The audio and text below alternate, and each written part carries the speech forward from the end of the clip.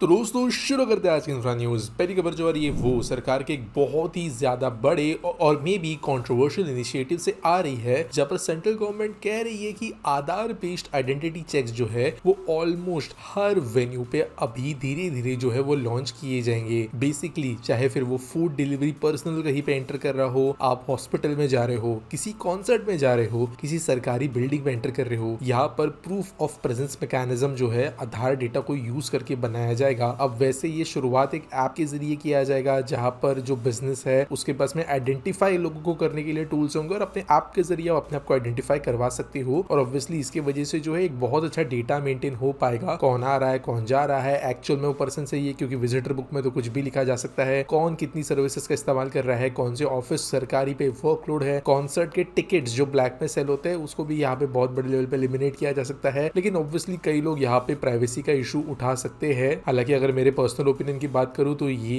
जरूरी है देश के अंदर जिस तरीके से हालात बन रहे हैं उसके हिसाब से। और एनीवेज जो है किसी भी चीज के अंदर प्राइवेसी नहीं है। अगर आप ऑनलाइन किसी चीज का टिकट भी बुक करते हो तो ऑब्वियसली वो भी स्कैन होता है और आपकी आइडेंटिटी से लिंक होता है, और सरकारी ऑफिस में ये होना जरूरी है। अगली खबर दोस्तों आ रही है गाजियाबाद म्युनिसिपल कॉर्पोरेशन से, जिन्होंने हैंड ओवर कर दिया है 40,000 square feet of land to Jal Nigam for construction of 140 MLD sewage treatment plant under Namami Gange project. तो ये प्लॉट लोकेटेड है नियर लिंक रोड फ्लाईओवर और ये एनेबल करेगा treatment of waste water from 7 major drains, जो कि नदी के अंदर जाके मीट होती है नियर हर नंदी। तो दोस्तों ये हर नंदी नदी ही आगे जाके गंगा में भी मिलती है। तो जल निगम लैंड के लिए बहुत समय से रुका था। दिल्ली रूरल डेवलपमेंट बोर्ड ने 702 करोड़ का पैकेज इसके लिए अनाउंस किया था और अभी यहाँ पे फाइनली काम शुरू होने वाला है क्योंकि जमीन मिल गई है। अगली खबर दोस्तों फिर से दिल्ली से, जहाँ पे चीफ मिनिस्टर रेखा गुप्ता जी के द्वारा फ्लैग ऑफ की गई 40 नई इलेक्ट्रिक बसेस और साथ साथ redeveloped Azadpur DCT bus terminal को भी इनॉग्रेट किया गया। 116 बसेस की डिपो हैंडल करेगा अक्रॉस 21 रूट्स। और यहाँ पर जो एक वाइड अप पुश है पब्लिक ट्रांसपोर्टेशन को बेहतर बनाने के लिए, उसके लिए ये काम किया जा रहा था। वैसे 8 महीनों में 1400 और बसेस ऐड होगी ऐसा एडमिनिस्ट्रेशन ने कहा है, लेकिन भारत के अंदर फिलहाल बहुत बड़ा बॉटलनेक चल रहा है इलेक्ट्रिक बसेस के प्रोडक्शन का। स्टेट गवर्नमेंट सिटीज हजारों बसेस के ऑर्डर्स देके बैठी है, कंपनीज प्रोड्यूस नहीं कर पा रही स्पीड से। देखते किस तरीके से इतनी बसेस आ सकती है दिल्ली में आने वाले कुछ समय में। अगली खबर दोस्तों आती है त्रिपुरा काउंसिल ऑफ मिनिस्टर्स से, जिन्होंने अप्रूव कर दिया है for the creation of 2 new state universities including states first technical university and first women university.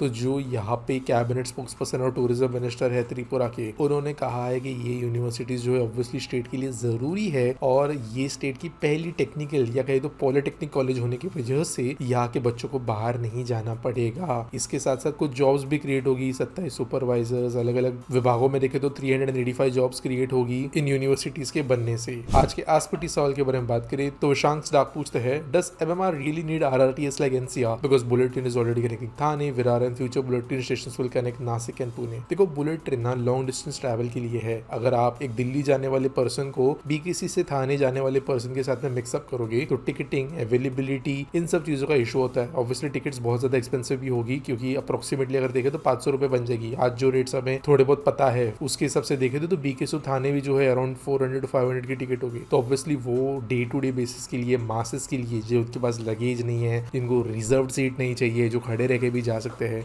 उनके लिए अच्छा ऑप्शन नहीं बनता। साथ साथ RRTS जो है ये रीजनल लेवल पे ज्यादा बेटर कनेक्टिविटी इसलिए ले आता है क्योंकि अब अगर आप देखो तो जो मेट्रो है वो हर 1 किलोमीटर पे कनेक्टिविटी देती है, RRTS जनरली 8 से 9 किलोमीटर पे कनेक्टिविटी देती है। बुलेट ट्रेन जो है वो लिटरली 50-60 किलोमीटर के बाद कनेक्टिविटी दे रही है, कुछ केसेस में तो 100 के बाद। तो अकॉर्डिंगली जो है bullet train same purpose serve नहीं करती। इट्स लाइक पैदल जाना, रिक्शा से जाना, कार से जाना वर्सेस फ्लाइट से जाना। अलग अलग डिस्टेंसेस के लिए अलग अलग मीडियम्स नेसेसरी है। साथ साथ मुंबई के आसपास में कई इलाके ऐसे हैं जो बुलेट ट्रेन के लिए कभी भी इफेक्टिव रूट नहीं हो पाएंगे। फॉर एग्जांपल आप मुंबई सेंटर से निकल के फिर आप नवी मुंबई जा रहे हो, फिर आप एयरपोर्ट जा रहे हो, वहां से अगर आप कोई मुंबई 3 पॉइंट होकर 2-3 इंपॉर्टेंट रीजन कनेक्ट करके हुए तलेगांव, लोनावला, फिर पिंपरी चिंचवड होते हुए पुणे जा रहे हो, तो ये RRTS के लिए फिजिबल है क्योंकि ये अच्छे खासे कर्व्स वगैरह ले सकता है। बुलेट ट्रेन ऐसे रूट पे एफिशिएंटली नहीं चल पाएगी। इसके अलावा मुंबई में एक चीज जरूर अच्छी है NCR से कि हमारे पास में जो लोकल ट्रेन नेटवर्क है वो ऑलरेडी अराउंड 100-110 किलोमीटर दूर तक जाता है। फास्ट ट्रेन से अवेलेबल है जो 100 की स्पीड तक चल देती है बड़े बड़े स्ट्रेचेस में, जिसकी वजह से